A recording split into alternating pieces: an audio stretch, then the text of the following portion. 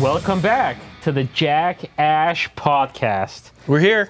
I am Ash. I'm Jack. And we have a lot of exciting news to bring to you all, as well as we've been told the questions are going to be very exciting. We got some user questions this time. Which is exciting. Some questions from you guys out there putting comments for us, so appreciate that. We love it. And keep doing it. Yeah, don't forget, keep commenting, please. Like, subscribe, follow us, whatever platform you're watching on. We plan on making this a massive, massive thing in the coin world, so we love everyone that tunes in, and we hope that you can continue to do that by liking, commenting, and subscribing. Right, click all those buttons down there are like 12 of them, yeah.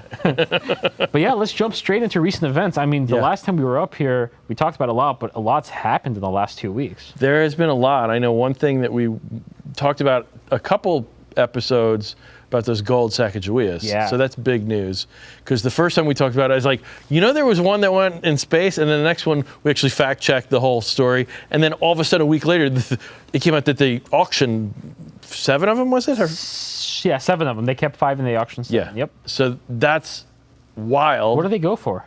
The highest, I think 3 of them went for over $500,000. The cheapest one, I think, was still over 300 because it had milk spots on it. Yeah, I saw that one. Yeah. It was a little, I don't know if they were milk spots or just haziness, but around the rim of the coin, almost like a halo, it had some haziness. Yeah. I mean, if that wasn't already one of the greatest modern coins there is, I mean, before it was an unattainable coin. They were in Fort Knox. Yeah. They were locked up. I didn't think... I was wondering if they'd ever take them out to let the public see them at the Smithsonian or something, let alone to sell some of them. Yeah. So this was a huge event in the numismatic world. It's really exciting. And I found it crazy. All of them were 6.9s, not a single 70. That is interesting. Not a single 70 from the group. Huh. I was going to say, I wonder if it's the manganese, but they're not manganese. They were gold. They were gold, yeah. Yeah. I guess it's just because they weren't handled with the same proper care a modern proof coin minted in 2025 would be handled with, Yeah, and it wasn't made to be released originally to the public. Yeah. It was kind of like an experimental type pattern piece.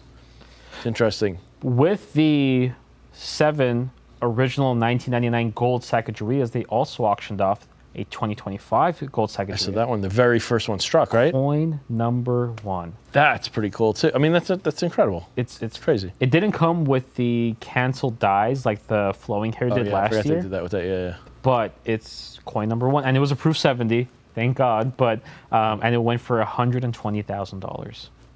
It just shows the how much people love these modern coins. Like, this is a new era in coins. It used to be only classic coins, ancient coins, $1804, and these type of coins brought this kind of money, but now you've got all these modern coins that are bringing 6 figures. It's an exciting time to be a coin collector. Very exciting time, and I have to make a correction. It was $120,001, as well as all the other 7 OG Sacagaweas. They all ended with $1. I'm guessing to balance the budget. Yeah, I mean, that's a. That theory with the makes 33 sense. Saint? The 33 Saint, although that was a little different because that coin was, in theory, stolen from the mint, so it never was accounted for in the books. Nobody deposited money to get that coin, but it probably is the same because these are coins that weren't released to circulation. They came out of Fort Knox, so it's. Yeah. I'm guessing you're right. Yeah. The mechanics on the accounting back end of it may be a little different, but I would guess that that's probably what happened. The extra $8 will definitely help with the deficit that our country is facing right now. That will help. It'll help us get there. Everything, yeah.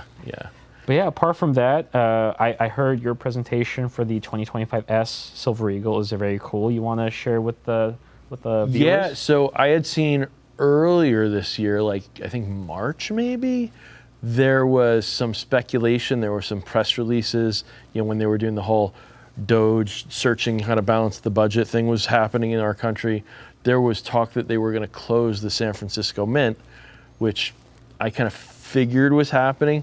They only make proof coins there now.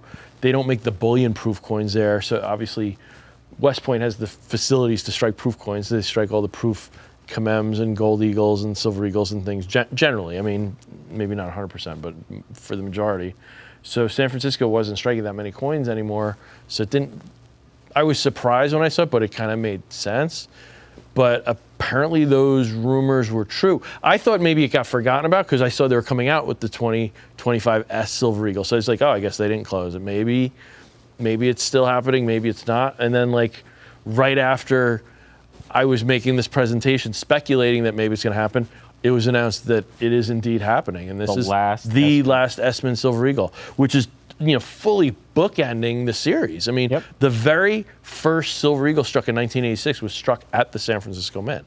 The proofs were all struck at the San Francisco Mint. I think the first year the bullion strikes were struck at a few different mints to put up the demand. The first one. But the S Mint was definitely the first one because they had an opening ceremony where they struck the first coin. So this coin 100% bookends not only the proof Silver Eagle series, but really just that kind of San Francisco striking of any Silver Eagle. So it's kind of a big deal. What blows me away, I thought about this the other day, there are not a lot of modern series that have defined collections. Meaning, we know about all the collections that started, but there aren't a lot of them that have ended. The Type 1 Silver Eagle ended. Now the S-Mints are ending. The original Platinum Eagles with the Statue of Liberty obverse, those ended. There are a few that ended, but the vast majority of them are still ongoing. They have not stopped any of these collections. Right. So it's just cool to have a defined set. Right, you can say, I've completed this set. Absolutely. Yeah. It's kind of bittersweet, though. I mean, honestly, just... San Francisco Mint, the Granite Lady, the Gold Rush, there's so much history. They've been striking coins in San Francisco since 1854. There's a lot of history there. So yeah, I agree. It's a little bit sad, but any of these things are always exciting because then it makes you want to chase all these coins, even that much more. Yeah.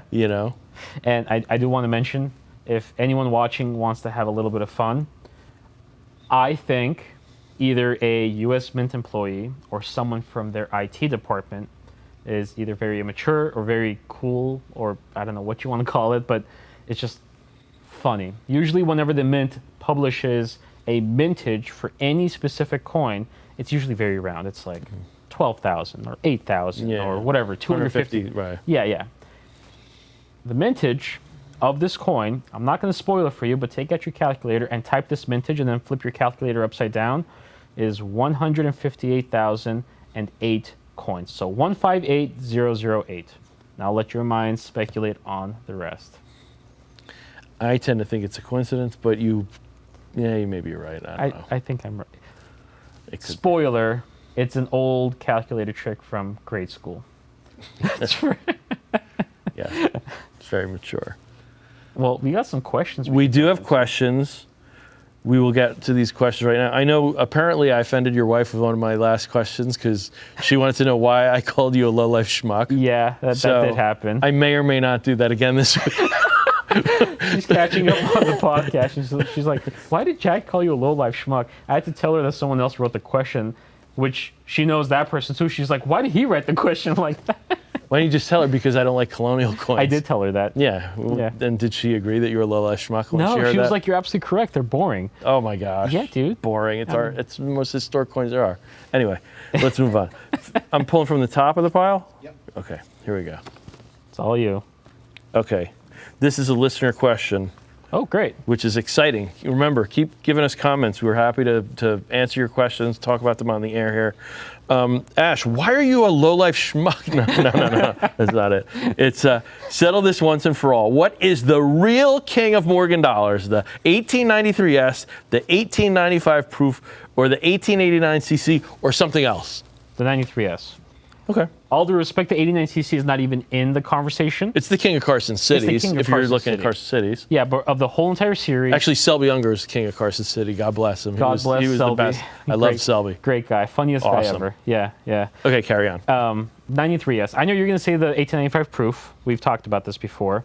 But if we're going to settle it once and for all. 1, 2, 3. 95 proof. You didn't get the answer you're looking for, but... I mean, if you're just looking at the mint state coins, I agree. 93S, it's phenomenal. 95P, it's always been there from the day where people didn't really differentiate between proofs and mint state in their collection. They were just trying to get every single date and mint mark. You needed to get the 95 proof because super low mintage, and it's the only way to get a 95P because there's no mint state issue. So I think we had this conversation 50 years ago. You'd agree with me. But today, I think the way collectors look at coins... today if that happened, so yeah. So wait, would you be older than me then? Or would you be like 80 years old then? I would be. Okay, cool. Yeah. So my main argument. They're all spectacular. By the way, Yeah. just because we're arguing over which is the king does not mean that they're not a close first and second. I agree with Jack, and I'm sure he mostly agrees with me as well. I mean, they're both, like you said, a very close number one and number two as far as what ranks as the king of the entire Morgan Dollar series. My main argument is, and you've told me why you disagree with this. I respect it, although you're wrong. When you look at higher grades, the 93S is substantially scarcer than the 95 proof. The 95 proof in, proof 60 to 70 condition, there are what, because 300 of them? 400? Proofs were made for collectors, and some of them do get spent, but in general, people know it's something special Half the population from the day is in that circ, though. Right. So they. Yeah. What's that? Half the population of the 95 proof is in circ condition. Yeah, but most of them are higher grade circ. AU, like they, you know what I mean? They're Fair. but still, half of them were saved because people knew it was a special coin because they bought it as a collectible, and it wasn't something that got out of change. 93S, you're right, it's very rare in Only in high grade. 66 in Right. state, all grades. Yeah, because most states of Morgan dollars, there were bags in treasury vaults. We know about the Carson cities because of the GSA hoard that was released in the 1970s. But leading up to that, in like the 40s and 50s, all of these Morgan dollars were still in treasury vaults because this is basically our country's savings account. This is where the country stores our wealth to trade with other countries and for things we need to run the country. So, those coins were in storage, a lot of them, and eventually they went out. By the time they were released, they were already old coins, and collectors and dealers were going, oh, let's go get these before they circulate and get brand new coins. The 93S, for whatever reason, there were none in treasury vaults. There were none in those hoards. They all got released right when they were produced.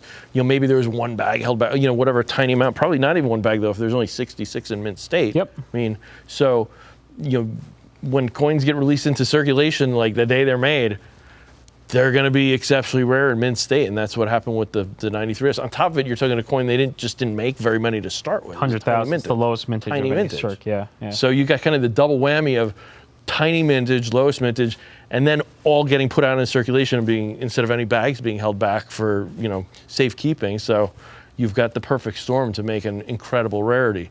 And this is only because of the fact that there are more 93Ss than 95 proofs, like in all grades combined. Mm-hmm.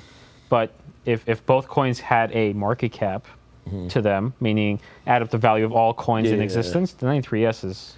Yeah, because a bent, damaged 93S is still like, what, a few grand, right? Like $2,000. Yeah, I mean, yeah. For like anything, any pig. Yeah. A nice one, even like an XF, is a 5-figure Dude, coin. AUs are going for 6 figures. Yeah, I mean... AU 58s are going for over $100,000 today. It's crazy. Yeah, whereas...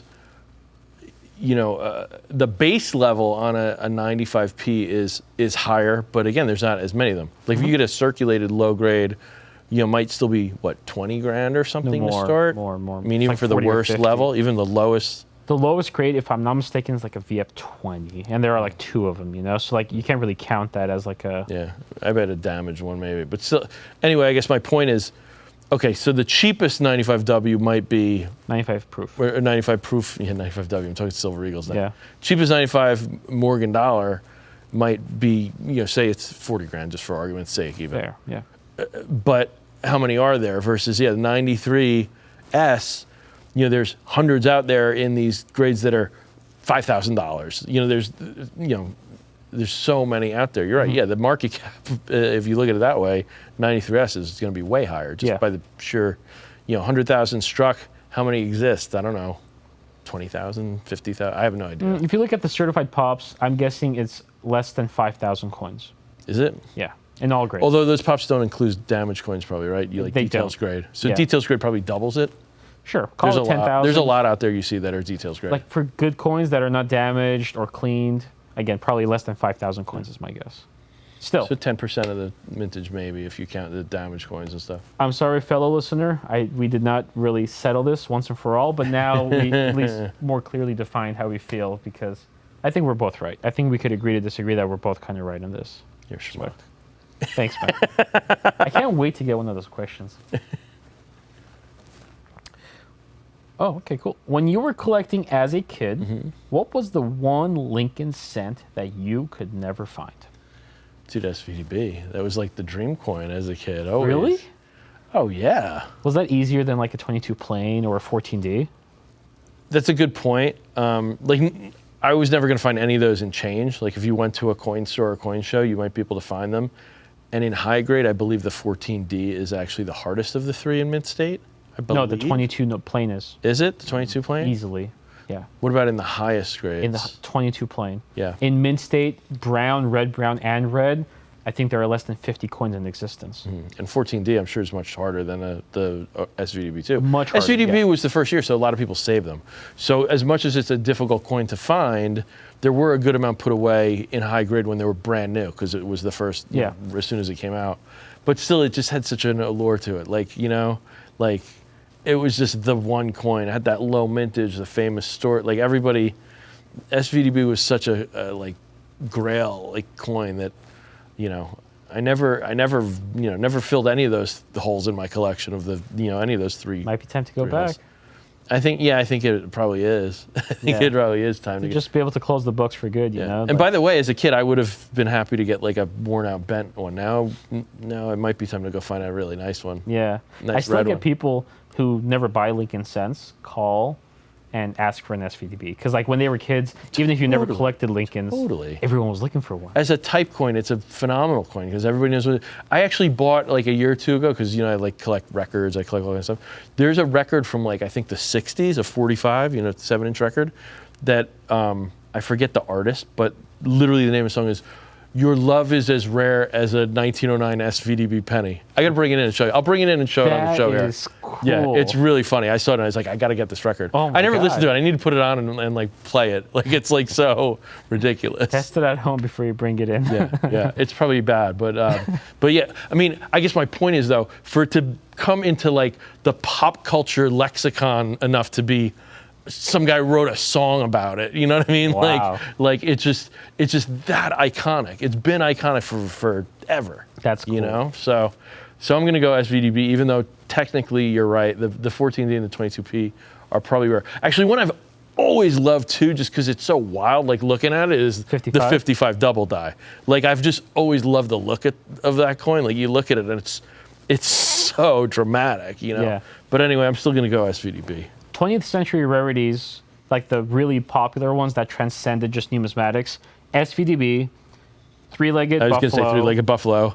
16 Standing Liberty quarter, maybe, right? Yeah. What else fits in there?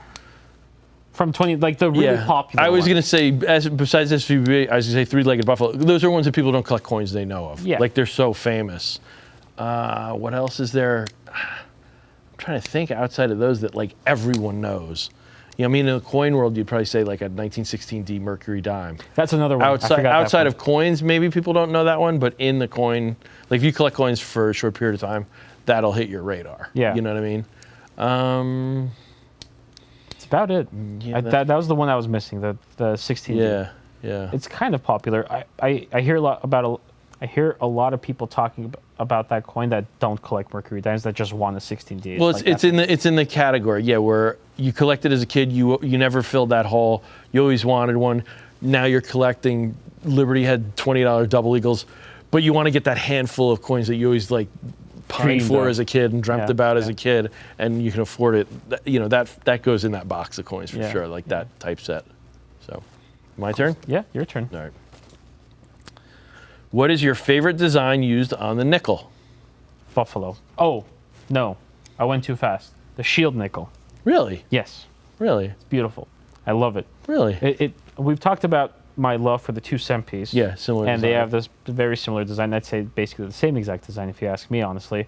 But I love the shield nickel. It's a very unique design. It's not, it wasn't done a lot where on the obverse, Lady Liberty was not depicted by a human being. It doesn't happen very often. And the shield nickels, I think, are just absolutely gorgeous. They were created because of the end of Civil War. Like they were meant to like show the rest of the world that we are now protecting ourselves, that we are united. And that's why the shield design was used. In 1864, the 2-cent piece adopted the design, First and then in coin 1865... First coin with a guy we trust, 2-cent piece. Correct. Was it 65 or 66? 64. No, for the shield. A shield? 66, I think. I think so. Yeah. I think 66. Anyway, so double check. I think you're right though. during the Civil War, or right after the Civil War, both of these new designs were brought forth, and just absolutely gorgeous. That's my favorite design. What about you?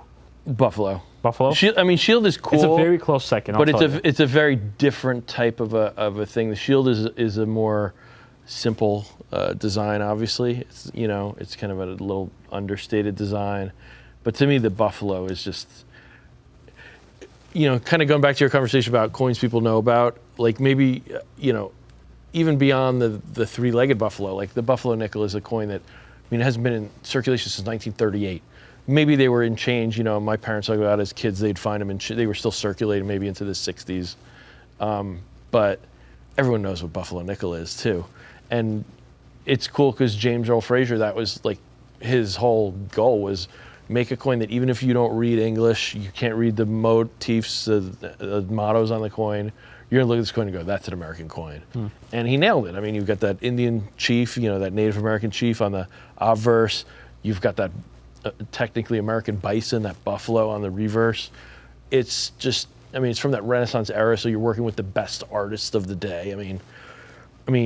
It's really incredibly artistic piece of work. The Shield is, I don't think, as artistic, but it's more understated. So I respect it, I like it, but to me, it's hands down Buffalo nickel. Yeah, I definitely get your love for it, because for me, the Buffalo nickel is a very You almost close... said it was your number I did one. say Yeah, it, yeah. That's the first thing that came to my Yeah. mind, but then I remembered how Yeah. much I love the Shield nickel. Yeah. It's a very close second. You could almost switch them around, and it would still be correct for me. Yeah. Very cool. All Up right. next. That's funny. Uh-oh. Which president featured on circulating coinage would win in a fist fight? I have my answer. Easy. Let's think about this here for a second. Well, I wish he was on circulating coinage. It's funny, I was having a conversation with a friend of mine this morning about Teddy Roosevelt. He was responsible for a lot of coins. I think he'd take almost everybody in a fist fight, but he's not on any circulating coins. So we're not going with him. Not yet. His second cousin, unfortunately, would not win in a fist fight. It'd be a very quick boxing FDR match. is not going to win a fist fight, unfortunately. God bless him. Jefferson was a founding father. He's probably pretty tough. Can't believe you're still thinking about it. I think it's got to be Washington. Is there anybody? I'm trying to think who else. Washington was such a. This guy would. They're talking about like in battles, he just ride his horse while they're like shooting guns. Like he didn't care. Only one of the presidents was an actual boxer. Oh, Lincoln was a wrestler, wasn't he? Yeah. Was he a boxer too? I thought he was a wrestler. I thought he was a boxer. You're right. He was in some. Yeah. Okay. And he was big for this time too. Long arms. Yeah. Like he was tall. I still think Washington was a tough guy. He think that guy could take him? He battled through. He was a general through some pretty harsh conditions. Yeah, maybe Lincoln looks too. Again, I'm looking off images on coins and paper money, so I may not be getting the exact scale. Lincoln just looked kind of more skinny to me. He was skinny. Yeah. And obviously we don't even have photographs of Washington. It's all but paintings. Do you know much about boxing? Not like that much. Reach is a huge proponent. That's true. Like That's he could true. just like do one of these. That's true. I love George Washington, but George Washington, he's not even going to touch Lincoln. Well, Washington was like 6'2", I think. He was over 6 foot. He was at least 6 foot. Really? He was very tall at the time. That's another reason why he was kind of such a leader. People look at him like, "Oh, this guy's big." The average person then was probably like 5'5" or something. Yeah. So he was known to be big at the time too. But yeah, Washington was over 6. Lincoln was what, 6? At least 6'2", right? At least 6'4" is what I Was heard. it 6'4" even? Yeah. I knew he was tall too. I'm still gonna go. I think I'm gonna go with Washington. If I was a betting man, I'd be betting on Lincoln. Yeah. Yeah. The thing with Washington too. He's not. He's fearless. Like I said, he's going in the battle, getting shot at. If he gets in a fist fight, he's not worried about getting his teeth knocked out. He's George Washington. He just takes them, put them in his pocket, and says, "Let's go." What do we do? Fair. All right. You're up next. All right. This is interesting. All right. Well, we know what your wife thinks about me calling you schmuck, but the question literally is, what does your wife think about numismatics? She likes it a lot, and she started getting into it more. So my wife and I are both Armenian. She started understanding it more, when I started collecting some Armenian coins. I've Yeah, shown you my you Armenian have coin. some beautiful coins. Yeah. Like, because she understands the history of Armenia a little bit more than America since she was raised there. So when she holds something that was, because these are ancient coins. A lot of the coins you. even if they weren't, I have a lot of Armenian coins that are not ancient. Like I have 1991 Armenian coins, and they were the first coins struck when the Republic of Armenia was founded after the Soviet Union collapsed. Okay. And so I'm like, these are the first Armenian Right. coins. She's like, oh my god, like it's. So she understands the story, and now Right. she's understanding American coins a lot. Okay. Yeah. So she's really connecting with the history of the coins. Yeah, yeah. That's interesting. It's funny. Like, I love history, but I got into history kind of in the opposite way. Like I got into coins with my grandfather's Me kid. I'm too. looking at coins, and then I started being like, "Wow, what was going on at the time? Why was this?" So I learned so much about history through coins. Yes. Which is the opposite of what a lot of people do. So what does your wife think of coins? She likes them, but I think after being married this long, she's a little like, whatever, like a little bored. Like when we were first married, like she was helping me like attribute colonial coins. I remember. Oh, you told me about that story. I'm out with like at your kitchen table. yeah, I think. like New Jersey coppers. Like which variety is this one? Like trying to figure out like, and the books at the time didn't have good photography. It's not like now the internet even like, I'm reading like these books that were originally published like. Like 1895, like describing like, is the T closer to the eagle than to the rim? I'm like, what do you think this one is? So she was helping me with that. She tells this story every once in a while where she gets a real laugh out of, when we met, I was like playing in bands and stuff. She's like, I thought I was marrying this rock star, and I got a bait and switch. I got a coin geek, and but like one night we're like, it's like at night and we're getting ready to bed, unwinding for the day or whatever. And I'm reading this book, and she looks over, and I'm like laughing to myself reading this book, and she looks like, "What are you reading?" I'm reading a book called Adventures in Rare Coins, and she's like, what is wrong? Like, who are you? And I'm just like, ha, ha, ha, ha. Oh, look at what Q David Bauer said about this. Ha, ha, this word. Ha, ha. So that's funny. So she likes coins, but she's not like super into it either. But she's, she takes an interest, because I take an interest. I have found since I started working with coins, there are so many people in the world, in America, whatever you want to call it, that are looking for someone that understands coins. Because everyone has coins. Oh, yeah. And then as soon as you tell them that you work with coins, they're like, oh my God, let me take out all my coins. And they like bring a pile of coins like in a bag or something. And then you break their heart most of the time. But I'm saying that because, ever since I started working with coins, even if my wife doesn't understand coins, every time she goes and talks to somebody and talks about like what I do for work, like she now gets to talk about American coins and why they're so special. Like she understands the value proposition of collectible coins, which is insane to me. She's definitely did a 180 turn because she at first didn't understand it whatsoever. All right. Yeah. That's cool. I'm up. You're up. All right. Right? Yeah. Yeah, I think so. Do you collect toned coins, and what do you look for in a toned coin? I do. I wouldn't say it's like my focus, but I love tone coins, and I've got a few really like turquoise and pink Morgans that I just at some point crossed my path, and I was like, I want that, because it's just cool. So I mean, it's not like a collection where like I'll only buy coins that are toned, but I love coins that have nice toning. I'm trying to think of anything I have that's really.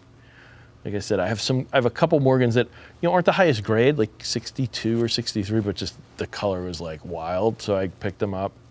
I don't have any like real trophy tone coins per se, but I love tone coins. I mean, I love, you've seen some of the coins I helped. A good friend of mine put together a collection of Mercury Dimes, who he's got the most phenomenal collection in the world. But coins, some of his tone coins are like to die for, like the most beautiful coins you've ever could imagine. I mean. So I definitely love them and appreciate them. Do I collect them? A little bit, but yeah, I do love them. I love tone coins as well. I 100% agree with you.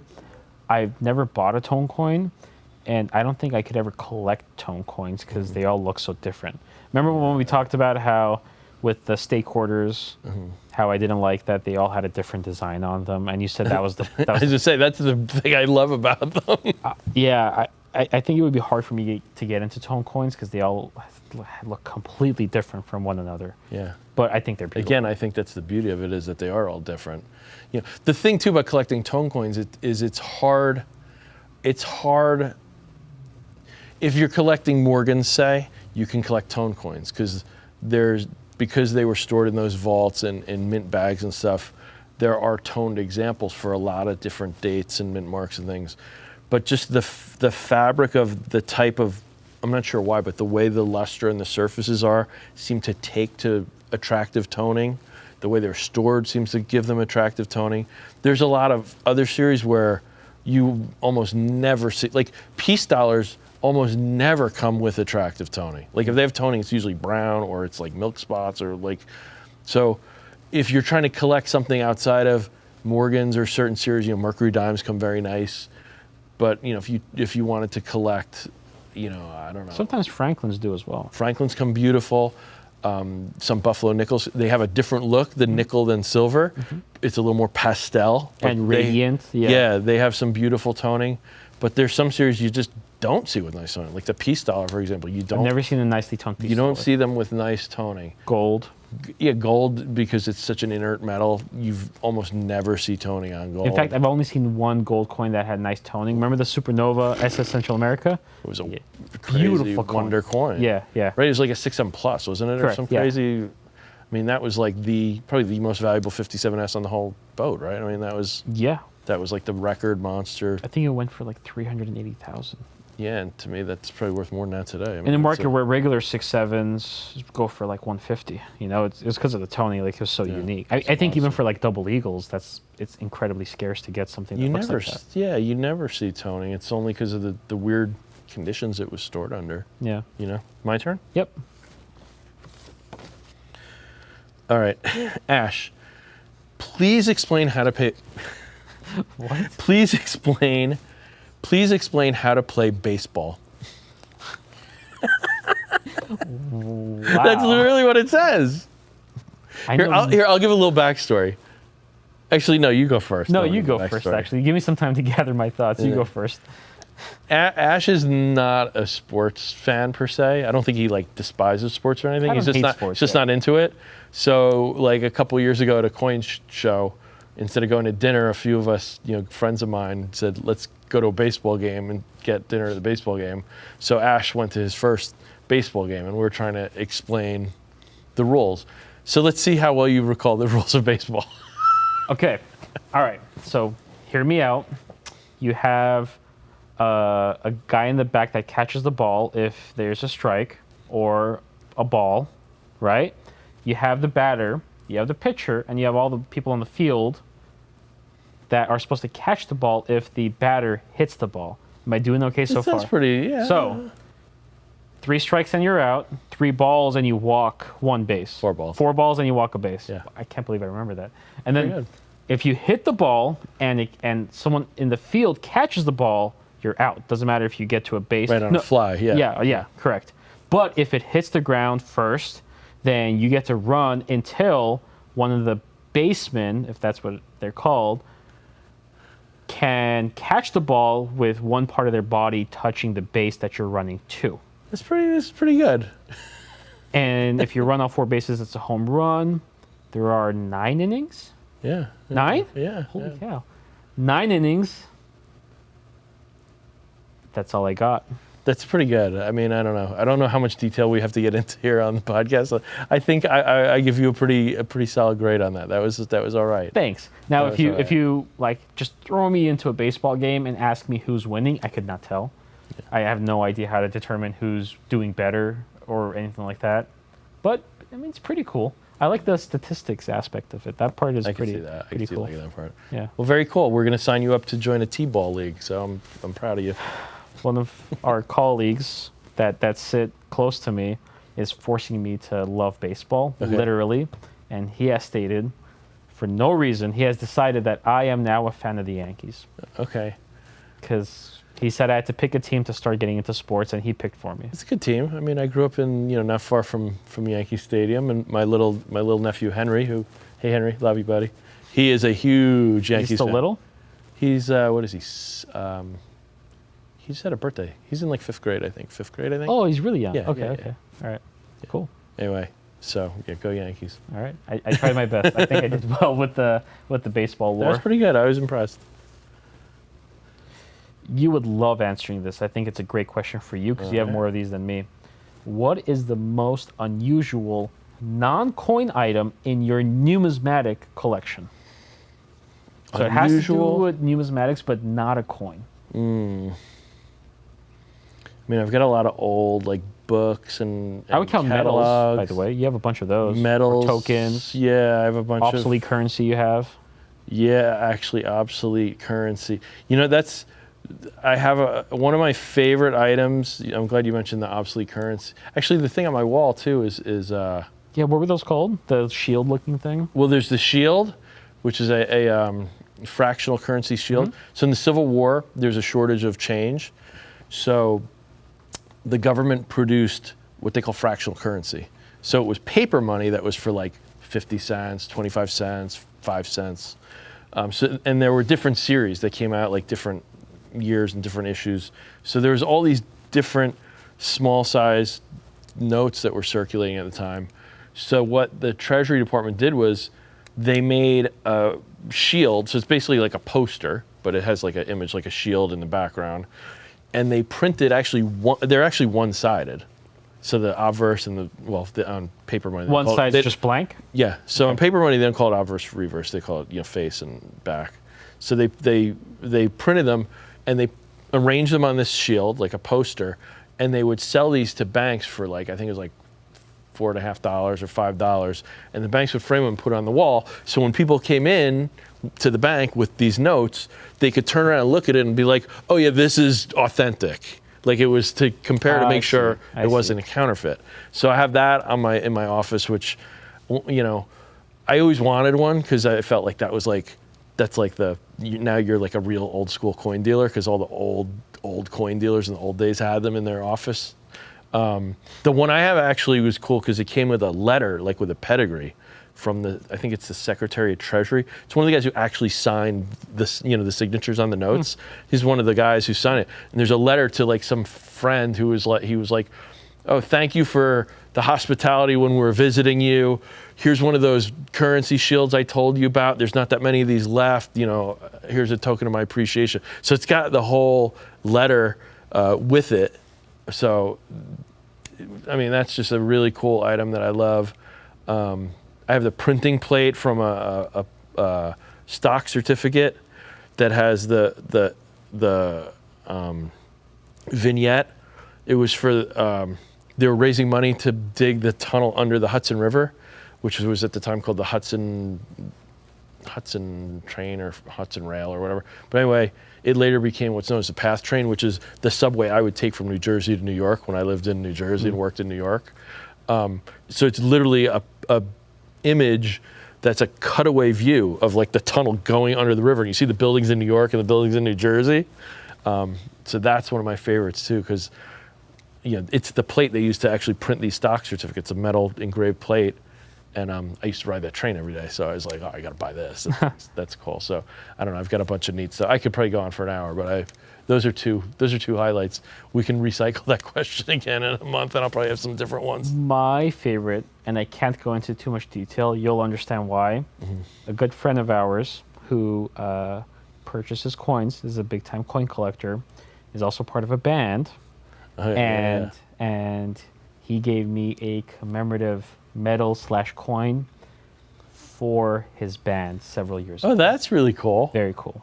It's very cool. It's my favorite. The sentimental value to me is awesome that he thought of that. It was a very cool idea. Yeah. Oh, that's neat. That's cool that they actually made a coin or medal or. I mean, he's into it, so I'm guessing it was his idea. Course. And then, yeah. Very cool. Silver too. It's not like platter. Yeah. Like, it's that's cool awesome. piece. Yep. Very cool. I think. I got one more. I think I'm up, right? Yes. Oh boy, it's a New Yorker. I'm almost well, not the New Yorker, but New Jersey, New York area, New York suburbs. This is offensive to me. I don't know who gave me this question. Does pineapple belong on pizza? No. Thank you.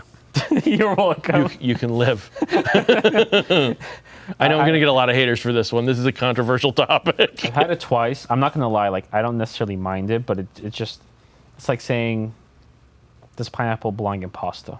Ugh. It's like, no, right? Like, sure, are there some people that would eat it and say, it's not the worst thing I've ever put in my mouth? Yeah. But does it belong? Absolutely not. No, pineapple and pizza do not belong together. I actually saw someone posted a video on YouTube.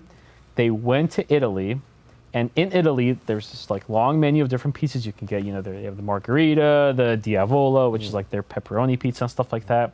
And they're all like, 10 euros, 12 euros, blah, blah, blah.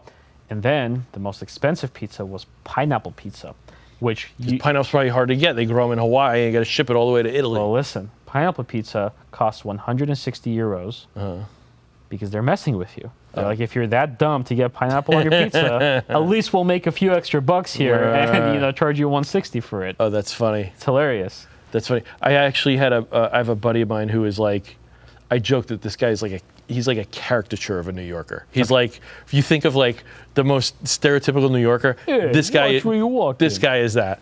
Anyway, I texted him. There was like a little meme, and it was like, this is how you eat pineapple pizza, and you see the guy just opens the box and just dumps it in the garbage.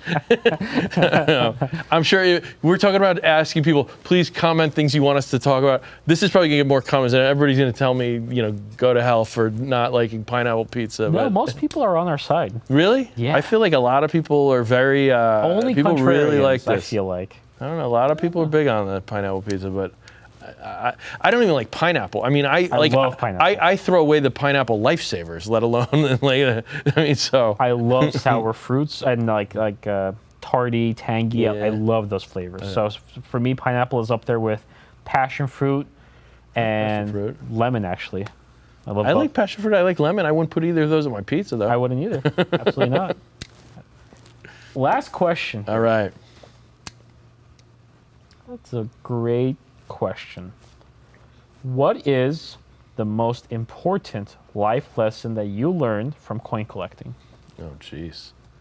That's a deep question. Like, I thought we're up here making fun of each other. Now I got to think about most important life lesson that I've learned in numismatics. Let me help you out by giving my answer. Okay. Again, keep in mind this is the first time I've read this.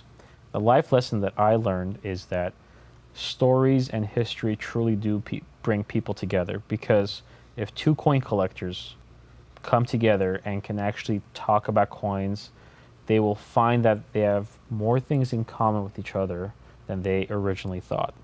Coin collecting is truly about community, and unfortunately sometimes there is a lack thereof community with coin collecting because people don't want to express that they have valuable coins. But I think it brings people together, and I think that the stories that you share with other collectors and your family members that you pass them down to are priceless.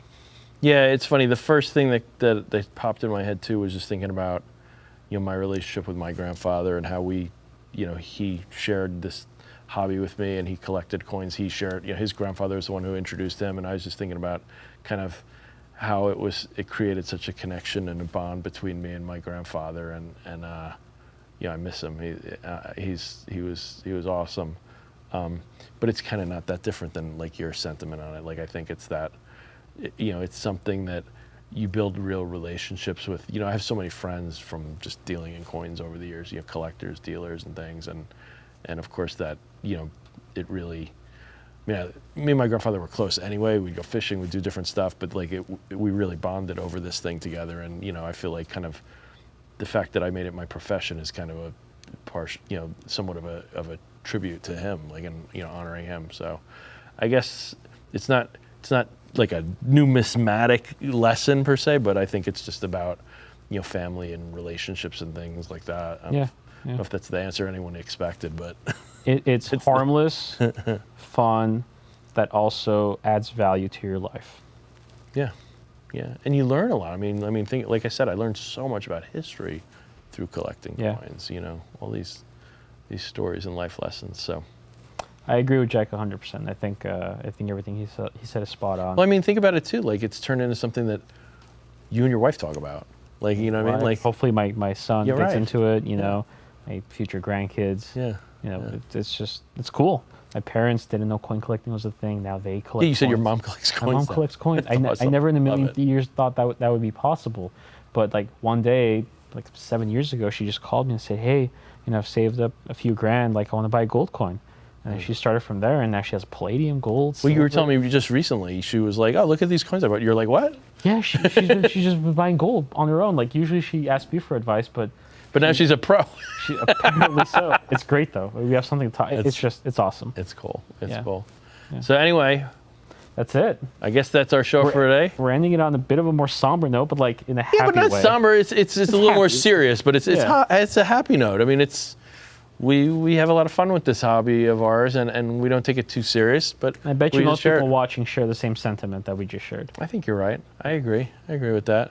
So like, subscribe, Comment, follow us. Yeah, definitely comment. give us questions. Let us know what you want to hear about. Do you want us to battle more? You want me to call him a schmuck more? I mean, I've done it 4 or 5 Give times me a this question show. that I could ask him that makes him look like a schmuck. Please. One exists. I do good enough on my own. Anyway, thanks again for watching, guys. We'll see you next time.